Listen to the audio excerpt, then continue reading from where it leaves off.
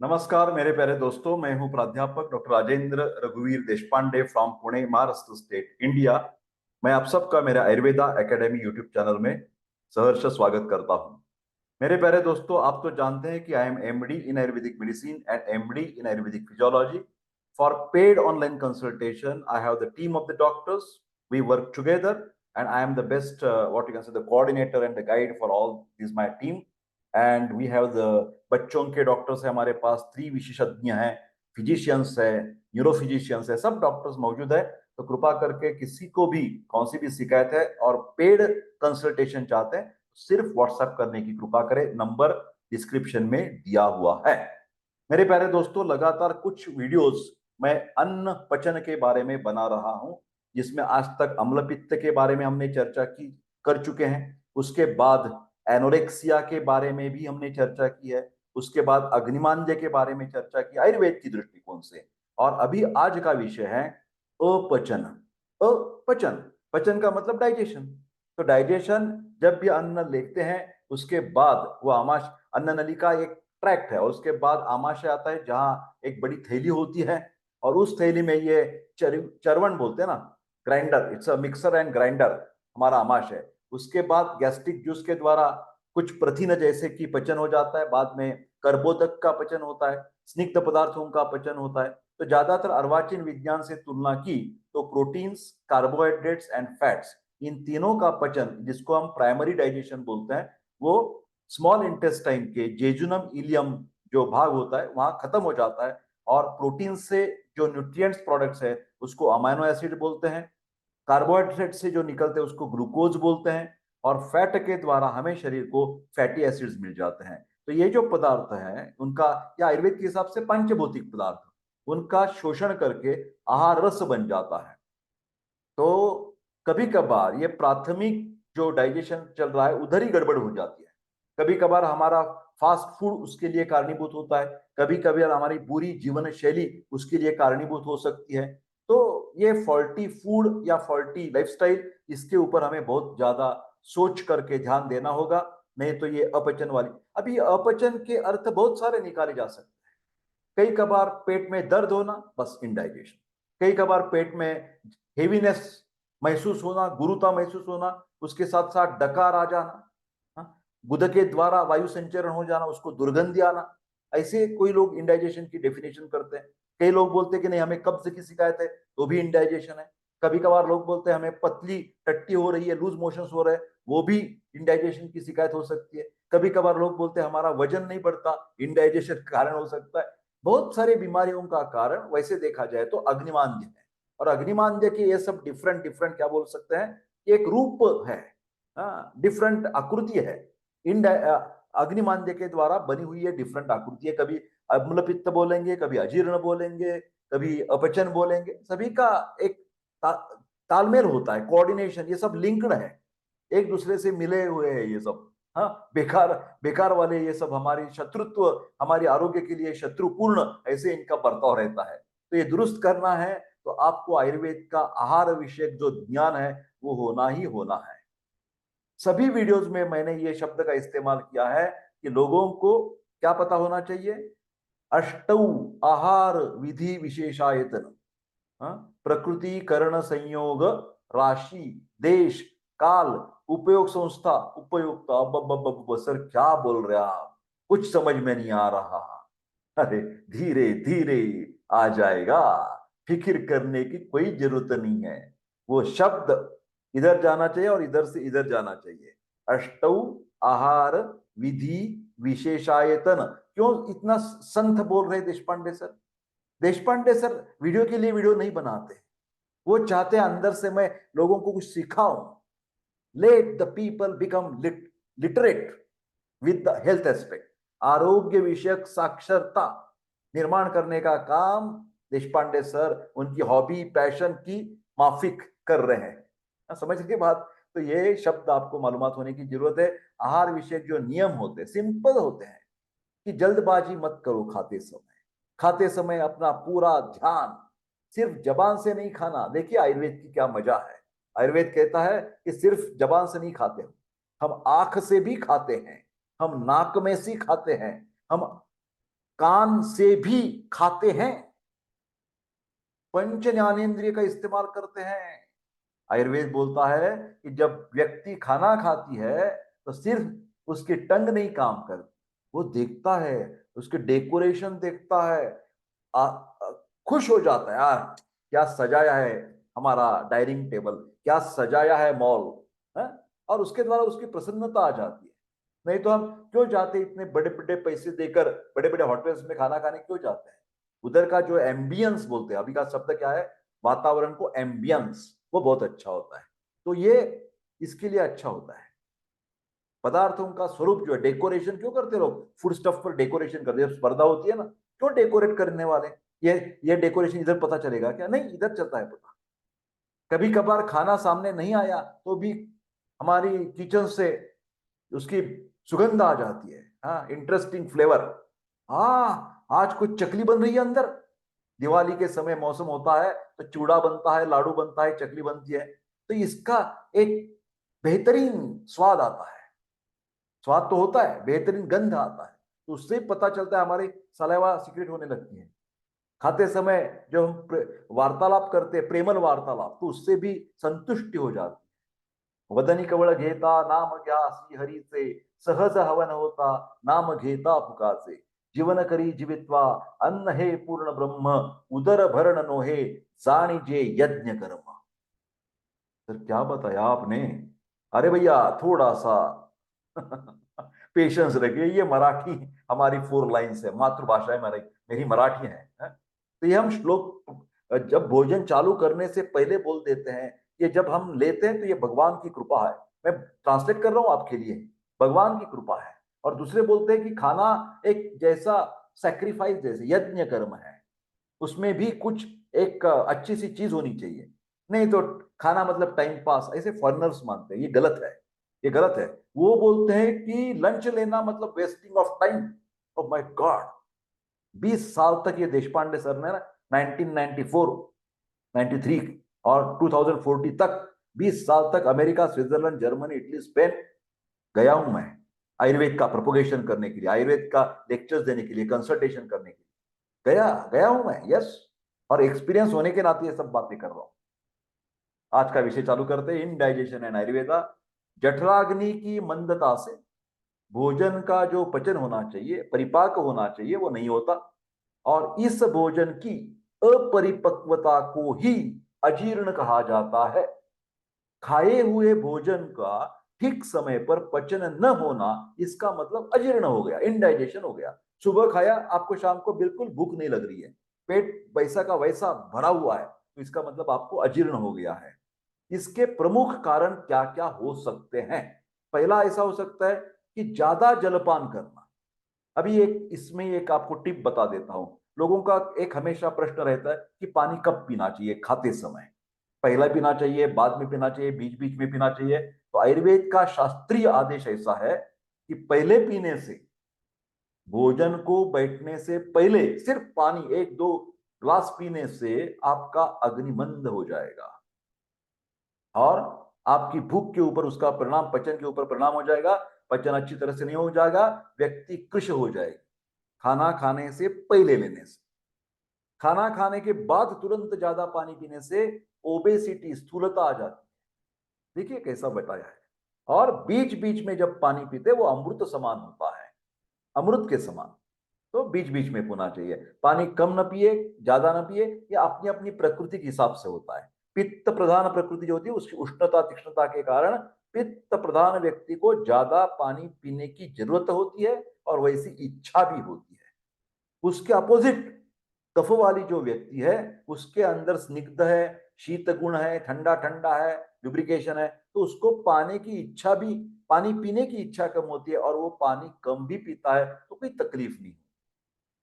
वात में रूखा सूखापन ज्यादा है, उसको भी पानी ज्यादा लगेगा। तो अपनी अपनी हिसाब किताब के साथ जैसे जैसे डिमांड है उसी के अनुसार पानी पीते रहना।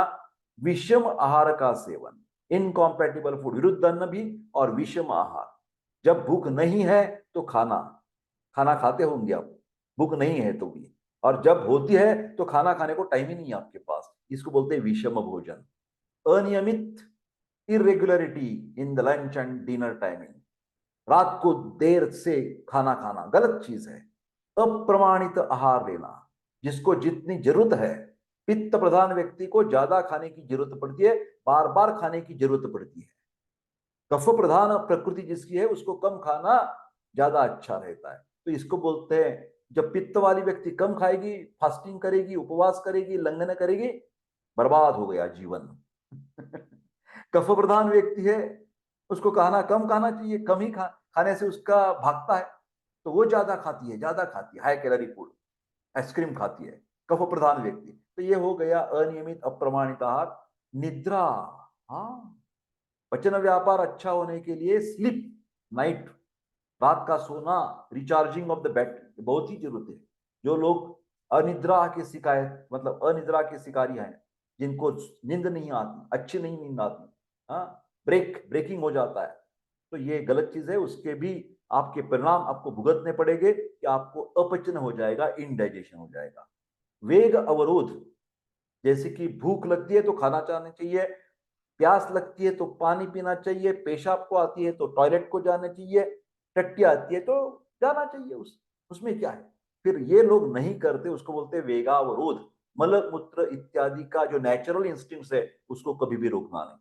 शारीरिक कारण के अलावा मानसिक कारण से भी उसका असर हमारी पूरी सिस्टम्स में पड़ता है, चाहे वो डाइजेस्टिव सिस्टम हो, चाहे वो कार्डियोवैस्कुलर सिस्टम हो, चाहे वो नर्वस सिस्टम हो। आपको पता है, ज्यादा टेंशन से खाना तो हजम नहीं होगा, फिर कई लोगों को पाल्पिटेशन की शिकायत होती है, धक धक धक धक करने लगा, हृदय की पाल्पिटेशन, हार्ट रेट बढ़ जाता है, कई लोगों को दमे का अटैक आ जाता है, साइकोलॉजिकल प्रॉब्लम से। तो अपचन के लिए यहां पर हमने लिखा है कि जिन व्यक्ति की ज्यादा एम्बिशियस होती है, वर्कोहोलिक होते हैं, काम के अलावा कुछ उनको सूझता नहीं है, ये ईर्ष्या है, भय है मन में, डर है किसी तरह का, मेरा क्या हो जाएगा, नौकरी चली जाएगी, हाँ, मेरा का पैसा कम पड़ जाएगा, कर्ज जो लोन लिया है वो मैं नहीं वापस कर सकता, ये सब टेंशन होते हैं। चिंता, शोक, डिप्रेशन, एंजाइटी, क्रोध, हॉट टेम्पर, लोभ, ग्रीडीनेस, मोह, कंफ्यूजन हो जाता है। कभी कभार लालच में आकर कुछ चीजें हम खा लेते हैं, बाद में पछतावा आ जाता है ना। उसके ये अपचन के लक्षण हमारे पूरे शरीर में दिखाई देते हैं, शारीरिक स्तर पर, मानसिक स्तर पर। पहला तो हो जाता है कि हमारा मन अप्रसन्न रहता है और मुख स्वाद चली जाती है, मुख मलिन रहता है, पूरी रौनक चली जाती है। शरीर और कोष्ठ में, पूरे शरीर में, हाँ, स्नायु में और पेट में भी एक प्रकार का भारीपन हो जाता है। कोष्ठ मतलब अंदर वाले जो अवयव है उसमें जकड़ाहट हो जाती है। कभी कभार इसके द्वारा न्यूट्रिशंस पदार्थ न मिलने के कारण एनीमिक कंडीशन आ जाती है और चक्कर आने लगता है, हाँ, जैसे फेंटिंग अटैक। अंगों में पूरे अंग की ताकत, बैटरी निकल गई, पूरे शरीर की एनर्जी की बैटरी जीरो हो गई, तो उसके कारण अंगों में शिथिलता आ जाएगी। बार बार पानी पीने के लिए जी करता है। मल विबंध मतलब कब्ज की शिकायत, या कभी कभार अतिसार हो जाता है, लूज मोशंस हो जाते हैं। कभी बार बार जम्भई आना मतलब ऑक्सीजन की कमी हो जाती है, क्योंकि न्यूट्रिशन नहीं हो रहा है प्रॉपर। ये देखिए, अजीर्ण के विविध प्रकार आयुर्वेद ने बताए हैं, कि जिसमें एक आमाजीर्ण का नाम का प्रकार है। आमाजीर्ण ज्यादातर, ये आम जो है ना, ये अपचन होने के कारण विष जैसा एक पदार्थ हमारे शरीर में बन जाता है। ज्यादातर कफ की एक विकृति मानी जाती है, उसमें शरीर और पेट में पूरे तरह से आलस्य आ जाता है, भारीपन आ जाता है, उल्टी आने की संभावना होती है, कभी कभार उल्टी करने की इच्छा होती है, वो करने से फायदा मिलता है। कपोल और नेत्र के सिरों पर यहां पर शोथ आने लगता है, सूजन आ जाती है। जिस प्रकार का भोजन किया उसी प्रकार की डकार आ जाती है, उसी स्वाद की। आगे चलते हैं, विदग्धा चिन्ह, विदग्ध, हठ, तो ये पित्त वाली शिकायत है। विदग्ध जब अजीर्ण हो जाएगा, जब पित्त का प्रेडोमिनेंट रहेगा, तो इसमें भ्रम, गिडीनेस आ जाएगा, तृष्णा, ज्यादा प्यास लगेगी और फेंटिंग अटैक्स, मूर्छा आ सकती है। धुएं के समान तथा अम्ल रसयुक्त, अम्बट अम्बट, सावर, ये उद्गार, डकार आ जाएंगे। स्वेद, पसीना आ जाएगा और बर्निंग सेंसेशन, पूरे शरीर में, सीने में जलन होने लगेगी। गैस्ट्रो एसोफेजियल रिफ्लेक्स आ जाएगा। अभी वात का प्रॉब्लम क्या हो जाएगा, उसको बोलते हैं विष्टब्धाजीर्ण। ये देखिए, यहाँ पर थोड़ा सा स्क्रीन एडजस्ट करने में मेरे को दिक्कत हो रही है, तो I will try my level best how we can proceed. हाँ, यहाँ पर देख सकते हैं हम। नहीं, थोड़ा सा मेरे को पीछे जाना पड़ेगा। थोड़ा सा एक एक मिनट के लिए मेरे को जरा आप एडजस्ट कर लीजिए, क्योंकि हम अभी तक विदग्धा जीर्ण तो देख लिया है, आमाजीर्ण की भी लक्षण देख लिया है। अभी वात वाला जो है ना, स्तब्धा जीर्ण, उसकी तरफ मैं जाने की कोशिश कर रहा हूँ। वो थोड़ा सा पेज हिलता है वो आते समय, तो ये देखिए, आमाजीर्ण विदग्धा जीर्ण, ये ज्यादा नहीं है। शूल, आध्मान और मलावरोध, ये तीन ही लक्षण है। पेट में दर्द होना, आध्मान पेट फूल जाना, गैस ज्यादा होना, और कब्ज की शिकायत ये आ जाता है। वात जब ज्यादा होता है तब आ जाता है। अभी रसशेषा जीर्ण है। रसशेषा जीर्ण का मतलब एक मामूली होता है, फिजियोलॉजिकल। जिस अजीर्ण में इंडाइजेशन के बाद डकार आने पर भी भोजन करने की इच्छा नहीं होती, मतलब दोपहर का खाना कभी अब शादीशुदा, मतलब शादी के लिए, फंक्शन के लिए गए, और किसी फंक्शन के लिए गए, और पार्टी बन गई आपकी खाना खाने की, पीने की नहीं, खाना खाने की, तो उसके बाद शाम को कभी कभार हमें भूख नहीं लगती, उसको बोलते हैं रस शेषाजीर्ण। तो थोड़े से सीने में एक प्रकार का हेवीनेस हो जाता है, और भोजन करने की इच्छा हमें नहीं होती। अब इसके लिए चिकित्सा कैसे कर सकते हैं? पहले तो रसकल्प है। रस का मतलब पारा और गंधक जिन औषधियों में है उसको रसकल्प बताते हैं। वो उसमें है अग्नि कुमार रस, यहाँ पर देखिए, आप देख सकते हैं शायद, अग्नि कुमार रस, अजीर्ण कंटक रस, और क्रव्यादि रस। हाँ, उसके बाद पाउडर्स हैं, आयुर्वेद के चूर्ण बोलते हैं, पथ्यादि चूर्ण, अग्निमुख चूर्ण, हिंगवादि चूर्ण, लवण भास्कर चूर्ण, समशर्कर चूर्ण, व्योषादि चूर्ण, सामुद्रादि चूर्ण, और लघु वैश्वानर चूर्ण। ये रोग की आमाजीर्ण है, या विदग्धा जीर्ण है, या विष्टब्धा जीर्ण है, उसी के अनुसार हम थोड़ा सा डिस्टिंग्विश करते हैं। जैसे कि ये ज्यादा कफ वाली आमाजीर्ण है, तो हम हिंगवादी चूर्ण देंगे। हिंगू का मतलब ऐसा फिटीडा, हिंग बोलते हैं। ये उष्ण तीक्ष्ण गुण वाला होता है, कभी भी विदग्धा जीर्ण में नहीं देना इसको। हाँ, उसके बाद समशर्कर चूर्ण है, वो पित्त के लिए बहुत काम करता है, विदग्धा जीर्ण के लिए।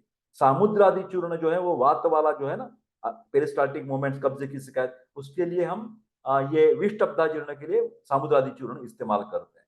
आगे चलकर हमें बताने वाले हैं आपको कि वटी मतलब टैबलेट्स कौन सी इस्तेमाल कर सकते हैं। जैसे कि संजीवनी वटी है, शंख वटी है, अग्नितुंडी वटी है, और चित्रकादि वटी है। हर एक डाइजेस्टिव सिस्टम के प्रॉब्लम में आपको शंख और चित्रक देखने को मिलेगा। संजीवनी वटी का एक आउटस्टैंडिंग फायदा मैं आपको बता देता कि भी कभार आप बारिश के दिनों में, जिनकी पचन शक्ति बहुत कम है, मतलब अच्छी नहीं है, उन लोगों ने रसायन तौर पर टॉनिक जैसा संजीवनी बूटी का प्रयोग, क्योंकि पानी कभी कभार खराब हो सकता है, पोल्यूटेड वाटर हो सकता है, कॉन्टेमिनेटेड वाटर हो सकता है, तो उन लोगों के लिए प्रिवेंशन करना है, तो संजीवनी वटी 2 गोली हर रोज पूरे वर्षा ऋतु में, रेनी सीजन में आप दे सकते हैं पेशेंट को। कभी आप बाहर घूमने गए बाहर ट्रिप के लिए, और आपको गारंटी नहीं है, घर में क्या बोलते हैं ना, होममेड फूड नहीं मिलेगा आपको, रास्ते में खाना पड़ेगा, तो ये भीति रहती है कि मैं, मेरे को इंडाइजेशन की शिकायत, लूज मोशन की शिकायत न हो, तो इसके लिए भी ये संजीवनी वटी बहुत काम आ सकती है। बाद में एक विडंग आदि अवलय है। विडंग एक बाउडिंग है। बाउडिंग एक कृमिघ्न द्रव्य है, anti helminthic, round worm, thread worm, hook worm, tapeworm सभी चले जाते हैं वाउडिंग के द्वारा। उसके बाद घृत की हम इस्तेमाल करते हैं, जैसे कि दशमूलाद्य घृत बहुत काम आता है। उसके बाद आता है आसव और अरिष्ट, जैसे कि अपचन के लिए जंबीरासव है, चविकासव है, और कुमार्यासव। जिनको लीवर की प्रॉब्लम ज्यादा है, यकृत की प्रॉब्लम, उनके लिए एलोवेरा, कुमारी, कोरफड बेहतरीन दवा है, ऐसे आप जान लीजिए। जिनको कब्ज की शिकायत है, उनके घर में अभयारिष्ट होना ही होना है, क्योंकि अभयारिष्ट ये बहुत अच्छा दवा है कब्ज की शिकायत दूर करने के लिए। अभी हम बात करेंगे थोड़ी सी प्रिस्क्रिप्शन। आमाजीर्ण में जब ये कफ का प्रॉब्लम ज्यादा है, तो बृहत क्रव्याद रस 2 गोली, शंख भस्म की 2 गोली दिन में 3 दफा नींबू स्वरस के साथ हम दे सकते हैं। उसके अलावा शुद्ध हिंग, ये उष्ण तीक्ष्ण गुण वाला है, ये कभी भी विदग्धा जीर्ण, पित्त में, अल्सर में, ब्लीडिंग में ये नहीं देना है आपको, ठीक है। ये 2 गोली शुद्ध नरसार 500 मिलीग्राम आप ले सकते हैं, लवण भास्कर चूर्ण 1 ग्राम ले सकते हैं। ये तीनों मिलाकर दिन में 2 दफा उन उन जल के साथ, गर्म जल के साथ, मतलब ल्यूकवार्म वाटर। इसके अलावा एक अलग प्रिस्क्रिप्शन आपके सामने प्रस्तुत है, जिसको बोलते हैं अजीर्ण कंटक रस, 2 गोली नींबू रस और काला नमक मिलाकर प्रायः और शाम को हम दे सकते हैं। पाचन चूर्ण मिल जाता है 500 मिलीग्राम, भोजनोत्तर गर्म जल के साथ दिन में 2 दफा आप दे सकते हैं। अभी हम बात करने वाले पित्त प्रधान अजीर्ण, जिसको विदग्धाजीर्ण भी कहा जाता है, पित्त वाला है। तो अजीर्णारी रस 250 मिलीग्राम, शतपत्र्यादि चूर्ण 1 ग्राम दिन में 2 दफा पानी के साथ देना है। और द्राक्षारिष्ट जो मिलता है टॉनिक जैसा है, वो 4 चम्मच दवा 4 चम्मच पानी भोजन के बाद ये दे सकते हैं। उसके साथ शतपत्र्यादि चूर्ण 2 ग्राम सुबह शाम जल के साथ। महाशंखवटी 2 2 गोली दिन में 2 दफा हम दे सकते हैं। उसके बाद आते हैं वात वाला अजीर्ण। वात वाला अजीर्ण मतलब विष्टब्धाजीर्ण। इसमें अग्निमुख चूर्ण 1 ग्राम, नारायण चूर्ण 1 ग्राम दिन में 3 दफा गर्म जल के साथ देना है। लहसुन आदि वटी 2 वटी, समुद्र आदि चूर्ण 1 ग्राम आप दे सकते हैं। इसके अलावा ये वात वाली शिकायत है तो अग्निमुख चूर्ण 2 ग्राम गर्म जल के साथ प्रातः शाम दे सकते हैं। हिंगवादी वटी बड़ी उष्ण तीक्ष्ण वाली है, वात को चल सकती है, कफ को चल सकती है, पित्त को नहीं चलेगी। हाँ, एक एक गोली दिन में 2 दफा गर्म जल के साथ। अथवा अजीर्ण कंटक रस 2 वटी, नींबू रस और काला नमक मिलाकर प्रातः शाम दे सकते हैं। पाचन चूर्ण 2 चम्मच भोजनोत्तर गर्म जल के साथ दिन में 2 दफा दे सकेंगे। इसके अलावा कई कभार शतपत्र्यादि चूर्ण 2 ग्राम और अग्निमुख चूर्ण 2 ग्राम ये भी दिन में 2 दफा प्रातः शाम गर्म जल के साथ देना है। उसके अलावा हिंगवादी वटी, वात वाला प्रॉब्लम है ना, तो पेरिस्टाल्टिक अच्छा रहेगा, 2 गोली, महाशंखवटी 2 गोली दिन में 2 बार भोजनोत्तर गर्म जल के साथ आप देते रहिए। इसके साथ अभी थोड़े से अपथ्य की बात। एक तो बहुत सारी वीडियो में बता चुका हूं कि जो बेसिक नियम है आयुर्वेद के आहार के बारे में, उसका तो पालन आपको करना पड़ेगा। फिर ज्यादातर जिसको भी पचन व्यापार की शिकायत है, चाहे वो अरुचि हो, अजीर्ण हो, अम्लपित्त हो, छर्दी हो, जो भी शिकायत है, अग्निमांद्य हो, अजीर्ण हो, तो उनके लिए मलमूत्र एवं अपाम वायु को रोकना नहीं है, वेगावरोध नहीं करना है। भूख लगने पर खाना चाहिए, प्यास लगने पर पानी पीना चाहिए, पेशाब आने पर पेशाब को जाना चाहिए, टट्टी आने पर टट्टी मतलब डिफिकेशन के लिए जाना चाहिए। उसके साथ कभी भी ज्यादा मत खाइए, अध्यशन, विषमाशन और मतलब पित्त प्रकृति वाला कम खाता है, कफ प्रकृति वाला ज्यादा खाता है। हाँ, लंच दोपहर को लेता है, दोपहर का खाना डिनर रात को लेता है, मिडनाइट को, ये सब गलत चीज है। उसके साथ सेम, मटर, मांस, अधिक जल पीना, आलू, जामुन, बहुत पचन के लिए हेवी जो सब्सटेंसेस, गुरुद्रव्य, वृद्ध आहार, इनकॉम्पैटिबल फूड एवं दूषित जल का सेवन, ये अजीर्ण इनडाइजेशन की व्याधि में बहुत ही हानिकारक है। मेरे प्यारे दोस्तों, वीडियो लाइक शेयर करके मेरा चैनल सब्सक्राइब करने की कृपा करें। और मेरी उम्मीद, मेरी आकांक्षा, मेरी एनर्जी बरकरार रखने के लिए आपकी कृपा आशीर्वाद की बहुत ही जरूरत है। मिलते हैं अगले वीडियो में, तब तक स्वस्थ रहे और खुश रहे। बहुत बहुत धन्यवाद।